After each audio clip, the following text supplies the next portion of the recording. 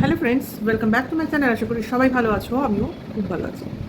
আচ্ছা, খুব বেশি দিন নয়, হয়তো গতকালের ভিডিওই আমার একটা ভিডিও তোমরা দেখে থাকবে, এই ওয়াইটিতে যে ওয়াইটি সাফাই অভিযানটা শুরু হয়েছে সেটাকে নিয়ে, এবং এখনকার যে ওয়াইটি পরিষ্কার করতে এসছেন সাফাই ম্যাডাম, তা ওনাকে নিয়ে। তা আমি বলেছিলাম যে দলটা গঠিত হয়েছে এবং দলের যারা মেম্বার্স আছে তারা ঢুকেছে তো তাদের মর্জিতে, কিন্তু বেরোবে কার মর্জিতে, এইটা কিন্তু একটা ভাবনা চিন্তার বিষয়।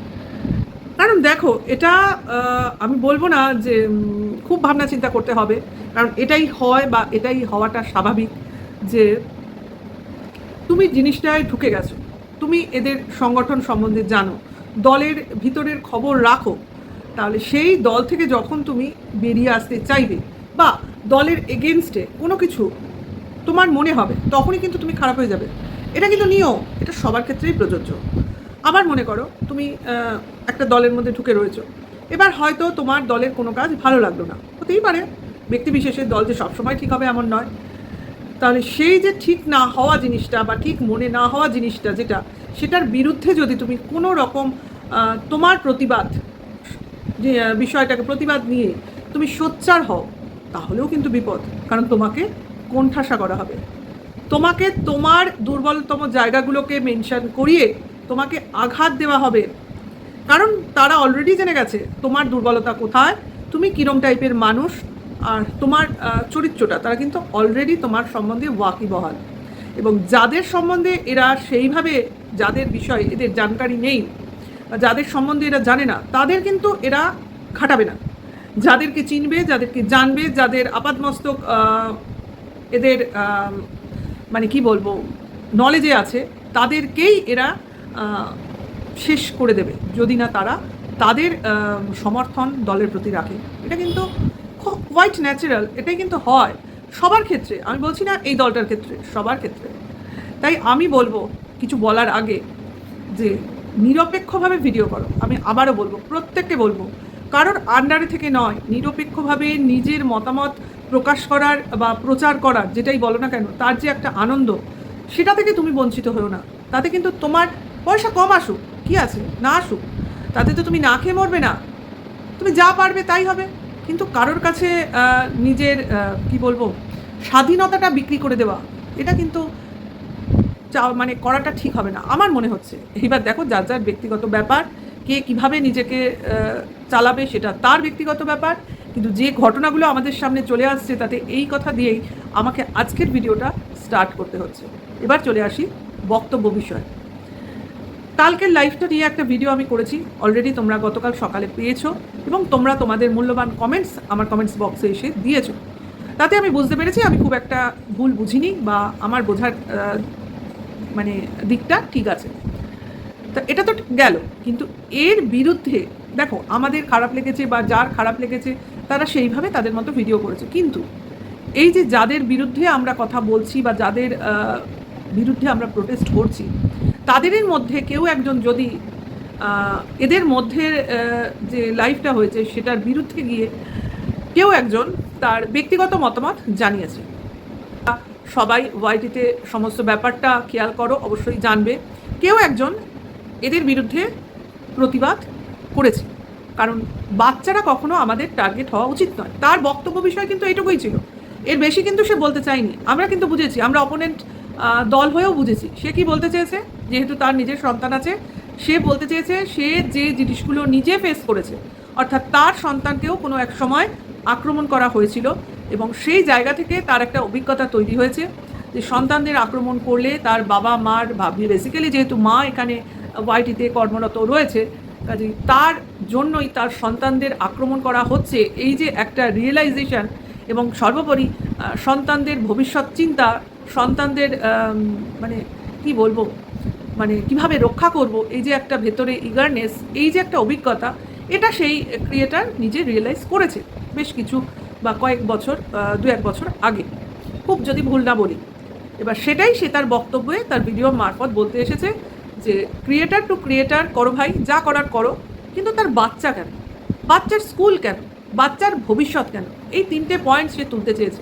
ভাই এইটা হয়েছে তার অপরাধ, এটা তো তার দিক দিয়ে ঠিকই আছে, তার মায়ের মমত্ব থেকে সে বলেছে, না কি সে একজন ক্রিয়েটার হিসেবে বলেছে, না প্রতিপক্ষ হিসেবে বলেছে, না অপোনেন্ট হিসেবে বলেছে, সে কিন্তু একটা মায়ের স্নেহের জায়গা থেকে বলেছে যে বাচ্চাকে কেন ভাই, আমি যে জিনিসটা ভোগ করেছি সেটা আরেকজন মা কেন করবে, কেন একটা বাচ্চার ভবিষ্যৎকে সংকটে ফেলা হবে, এটা কোন জায়গায় সে ভুল বলেছে?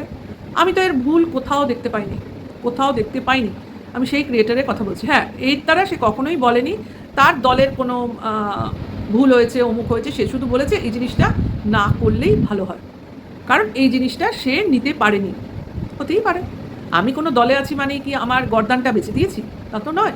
আমার দল যে সব কিছুই নির্ভেজাল সঠিক কাজ করে তাও না, আমি বুঝতে পারি, কিন্তু কিছু কিছু জায়গায় যেহেতু আমার সহমত থাকে সেহেতু আমি সেখানে আপোষ করে নিই।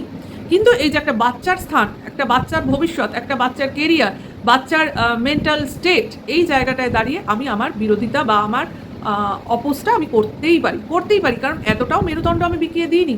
কিন্তু তার যে এই বিরোধী সত্তা, এটাকে নিয়ে প্রচুর ধিক্কার জানানো হচ্ছে। ভিউয়ার্সরাও বলছে তার মেরুদণ্ড নাকি সোজা নয়, কারণ সে কি করে অপোনেন্টের হয়ে কথা বলে। আশ্চর্য ভাই, একটা বাচ্চার হয়ে কথা বলছে, সে বিরোধী পক্ষ, শত্রুপক্ষ, বন্ধুপক্ষ, এইভাবে যাতেই হবে? আমার বাচ্চাকে, সাপোজ ধরো আমার বাচ্চাকে কেউ কিছু বললো, আমার সেখানে কাজ হবে যে আমার বাচ্চাকে নিয়ে বলেছে তার বাচ্চাকে নিয়ে বলা, এটাই আমার শিক্ষা। আমি আমার শিক্ষাটাকে তার শিক্ষার সমকক্ষ তো করে তুলব? এটা কি সম্ভব?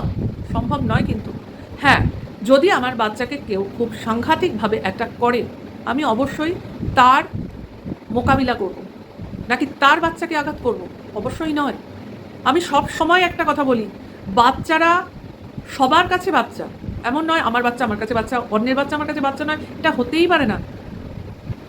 সবাই আমার কাছে বাচ্চা। আমি যেখানে একজন মা, সেখানে আমি কি করে অপর একজন মায়ের ক্ষতি চাইতে পারি ভাই? কি করে পারি? এইখানেই হয়ে গেছে তফাৎ, এইখানেই হয়ে গেছে কিছু ভালো মন্দের বিচার, এইখানেই হয়ে গেছে কিছু শয়তান এবং কি বলবো, ভালো দেবতা যাই বলো, তাদের লোকের মধ্যে তফাৎ। ঠিক আছে, শয়তান আর ভগবান, তাই বলে না? হ্যাঁ, শয়তান আর ভগবানের মধ্যে তফাৎ। কারণ এমন কোনো সত্তা থাকা উচিত নয় যে কিনা সন্তানদের ক্ষতি করতে পারবে। ফুলের ক্ষতি, সন্তানের ক্ষতি, এগুলো যারা মনের মধ্যে পোষণ করে, বা তোমার বলতে পারো মানে কি বলবো, রিভেঞ্জফুল মেন্টালিটি হয়, তারা কিন্তু আর যাই হোক কারোর সন্তানই ভালো চাইতে পারে না, তাদের মন কোনো সময়ই ভালো হতে পারে না। আমার সন্তানের ভবিষ্যৎ মানে কি বলবো, হাওয়ায় ভাসছে বলে আরেকজন সন্তানের ভবিষ্যৎটাও আমি টিকতে দেবো না, ভালো করবো না, তারও সর্বনাশ করে দেবো, এটা হলো রিভেঞ্জফুল মেন্টালিটি। ভাই জানি না কে কীরকমভাবে চলবে, কে কীরকমভাবে বলবে, কিন্তু যেটা দেখছি সেটা নিয়ে বলছি। এই যে একজন এটার প্রোটেস্ট করলো, তার বিরুদ্ধে যাচ্ছে তাইভাবে তাকে বলা হলো, এবং সবথেকে ভীষণভাবে অবাক হয়ে দেখলাম তার চরিত্রটাকে বিক্রি করে দেওয়া হলো ওয়াইটির বাজারে। তারই বলা একজন দিদি, নামটা বলেই দিই, কিমার চরিত্রটা বোধহয় এরকমই। সে দুবারও ভাবলো না রিম্পার চরিত্রটা কিভাবে বিক্রি করে দিতে হবে, দুবারও ভাবলো না যে মেয়েটা কিন্তু তাদেরই সাপোর্ট করে এসছে, দুবারও ভাবলো না। কিন্তু আমাদের তো এই জায়গায় দাঁড়িয়ে এখনও খারাপ লেগেছে। কিভাবে বলতে পারলো? তার প্রয়োজন, তার স্বভাব, তার ভেতরের কথা এইভাবে কি করে পাবলিক করে তাকে ছোট করতে পারলো? আমি তো অবাক হয়ে দেখলাম। এরা নাকি বন্ধু, এরা নাকি সহকর্মী, এরা নাকি একে অন্যের জন্য ভালো ভালো করে, ভালো ভাবে, কি করে? এর পরেও, এত কিছু বলার পরেও সে বলতে বসেছে যে এখনও নাকি তারা রিম্পার ভালো চায়। হ্যাঁ, নাম নিয়েই বলছি, কোনো অসুবিধা নেই, কেন বলবো না? যেটা দেখছি সেটা বলছি, কোনো বানানো কথা বলছি না। এখনও ভালো চায়, কোন দিক দিয়ে ভালো চায়? এইরমভাবে নিচে নামিয়ে, পায়ে দাপিয়ে, পায়ে দোলে তার ভালো চাই? তার মানেটা কি? তার মানেটা কি বলো তো? তোমরা তোমাদের বুদ্ধি দিয়ে বলো। মানেটা হচ্ছে আমরা যেটা বলবো, আমরা যেটা করব, সেটা তোমরা এক বাক্যে স্বীকার করে নাও। আমরা যেটা বলবো সেটা আমাদের সঙ্গেই তুমি আলোচনা করো। যদি তোমার খারাপ লাগে তাহলে ফোনাফুনি করে নাও, ভেতরে ভেতরে কথা বলে নাও। তোমার যদি কিছু খারাপ লাগে তো আমাদের আলাদা করে বলো, প্রাইভেটলি বলো, কিন্তু পাবলিক করবে কেন? তার মানে আমরা কোনো সময় খারাপ করতে পারি না, আমাদের খারাপ হতেই পারে না।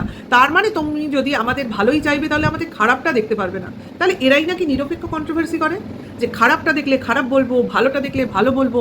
এরা নিজেরাই তো ভেতরে ভেতরে ঠিক নেই। বলবে আমরা অপোনেন্ট এই সুযোগটা নিচ্ছি, অ্যাকচুয়ালি নিচ্ছি না, আমরা দেখতে পাচ্ছি। এর আগেও একজনকে দেখেছিলাম, একজন বয়স্ক মহিলাকে কীভাবে ট্রোল হতে হয়েছিল একটা লাইভে উঠে। তার প্রোটেস্টও আমরা করেছিলাম, কিন্তু উনি ওনার রাস্তা, ওনার দল, ওনার টেন্ডেন্সি, ওনার দেখার চোখের যে দৃষ্টিভঙ্গি কিছু বদলাতে পারেননি। হয়তো রিম্পাও পারবে না, কারণ এদের স্টেডি চলার সেই মনোবৃত্তিই নেই, একা চলার সাহসই নেই। কারণ সত্যিকারে কোনো না কোনো জায়গায় হয়তো ওরা দুর্বল, ওরা একা চলতে পারে না, হয়তো বা ভয় পায়, হয়তো ভীতু স্বভাবের, হতেই পারে। সবাই যে তোমার প্রোটেস্ট করবে, সবাই যে নির্ভীক হবে, সবাই যে সাহসিকতার পরিচয় দেবে সেটাও নয়। কিন্তু এটাও হওয়া উচিত নয় যে কেউ আমাকে অন ক্যামেরা অপমান করবে, আমার সেই অপরাধটা না থাকা সত্ত্বেও সেটা আমি চুপচাপ মেনে নেব এবং একটা লাইভ অ্যারেঞ্জ করে সেখানে চোখের জল ফেলবো, এটাও কিন্তু সঠিক চরিত্র হওয়া উচিত নয়। বলছি না আমাদের সাপোর্ট করতে, বলছি না আমাদের দলে আসতে, দলাদলির এখানে ব্যাপার নেই। আমি বলবো নিজের মেরুদণ্ড সোজা রেখে যাকে যেটা বলার সেটা সঠিক উত্তর দাও, থাকো ওখানেই থাকো, ওদেরই সাপোর্ট করো, কিন্তু এমনভাবে নয় যে যার ভুল তাকে তুমি চোখে দেখিয়ে দিতে পারবে না, এটা নয়। যাই হোক, সেটা তার ব্যক্তিগত ব্যাপার, কিন্তু তাকে যেভাবে মলেস্ট করা চললো আমরা দেখে যা স্টান্ট হয়ে গেলাম। তার মায়ের সত্তাকে, তার ছেলেদের যে সে ভালোবাসে সেটাকেও একটা ঘৃণ্য সংজ্ঞা দেওয়া হলো। সে নাকি তার সন্তানদের ভালোই বাসে না, যা করে অন ক্যামেরা রেভিনিউ করে, মনিটাইজেশন অন করে, তার শ্বশুর মারা গেছে সেগুলোও সে রীতিমতো মনিটাইজেশন অন করে রেভিনিউ কামিয়েছে প্রতিটা ক্ষণ, প্রতিটা সময়। তার মানেটা কি? তাকে একটা লোভী আঁকা দিয়ে দিল। তার চরিত্রের দিকটাও ঠিক নেই, সেটাও কিন্তু একটু কায়দা করে বলেও দিল। কি করে এত সাহস পায়? কি করে এত সাহস পায়? আমি কোনো দলের হয়ে কথা বলছি না, আমি কিন্তু একটা মানুষের হয়ে কথা বলছি, মানুষের পাশে দাঁড়িয়ে কথা বলছি। আমি কিন্তু অন্যায়ের প্রতিবাদ করছি। এরপরে আমি জানি না কে কী বলবে, কে কী করবে, কিন্তু আমি মনে করব এই অন্যায়ের প্রতিবাদ সবার করা উচিত। ভুল সবাই করে, কিন্তু ভুলটা বুঝে ঠিকটা যখন সে করে নিতে পারে সেই তখন কিন্তু আদর্শ হয়। এরকম অনেক হয়েছে, অনেকেই নিজের রাস্তা পরিবর্তন করেছে, নিজেকে চেঞ্জ করেছে। তাতে কি হয়েছে? দুটো ভিউজ তো কম হবে, তাতে অসুবিধা কোথায়? কিন্তু তবু তো আমি আমার সত্তাটাকে বিক্রি করে দেবো না, আমি কারো হাতের পুতুল হয়ে থাকবো না অ্যাকচুয়ালি, তাই না? এখানে হাতের পুতুল করে রাখার চেষ্টা চলছে। আমি গতকালের ভিডিওতেই বলেছিলাম, এখান থেকে যারাই বেরিয়ে আসতে চাইবে হয় তারা প্রতিবাদী চরিত্র হয়েই বেরোবে, নয়তো এইরকম কলঙ্কে লেপন হয়ে বেরোবে। এই দুটো সত্তা হয়েই ওই দল থেকে বেরোনো যাবে। প্রতিবাদী চরিত্র হিসেবে আমি সুজাতাদির নাম নেব, আর যদি এই প্রতিবাদী চরিত্র বা না দেখাতে পারে তাহলে অবশ্যই এই কলঙ্ক নিয়েই তাকে বাঁচতে হবে। কারণ প্রোটেস্ট করার মতো মেরুদণ্ড হয়তো তার এখনও তৈরি হয়নি, কোথাও না কোথাও সে দুর্বল প্রকৃতির, ভীরু প্রকৃতির, এটুকুই বলবো। ভিডিওটা আমি এখানেই শেষ করব। আমি ধিক্কার জানাই এই পুরো ঘটনার, পুরো সিস্টেমের, পুরো যারা এর সঙ্গে যুক্ত তাদের সবার প্রতি। দেখা যাক আর কে কী বলে, কারণ বলা তো সবারই উচিত। ঘটনা তো সবাই দেখেছে, বুঝেছে তো সবাই।